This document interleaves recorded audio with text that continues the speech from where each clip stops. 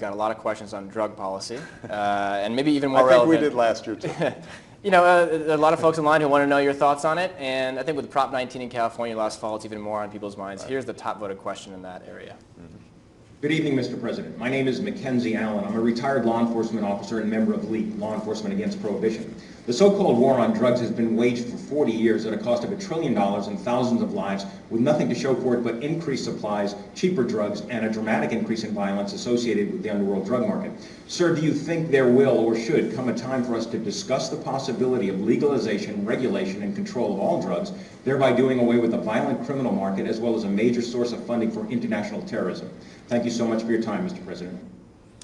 Well, I think this is an entirely legitimate topic for debate. I am not in favor of legalization. I am a strong believer that we have to think more about drugs as a public health problem. When you think about other damaging activities in our society, smoking, drunk driving, making sure you're wearing seat belts. Typically, we've made huge strides over the last 20, 30 years by changing people's attitudes. And on drugs, I think that a lot of times we have been so focused on arrests, incarceration, interdiction, that we don't spend as much time thinking about how do we shrink demand. And this is something that within the White House we are looking at very carefully. As I said, any ideas? Well, some of this requires shifting resources, being strategic. Where does it make sense for us to really focus on interdiction?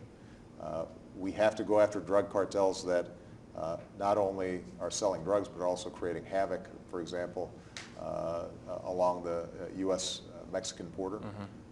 But are there ways that we can also shrink demand and in some cities, for example, it may take 6 months for you to get into a drug treatment program. Right. Well, if you're trying to kick a habit and somebody says to you, well, come back in 6 months, that's pretty discouraging. Yeah. And so we've got to do more in figuring out how can we get some resources on that end of it and make sure that, and also look at what we're doing when we have nonviolent first-time drug offenders. Are there ways that we can make sure that we're steering them into the straight and narrow without automatically resorting to incarceration, drug courts, mechanisms like that? So these are all issues that are worth exploring and worth a serious debate.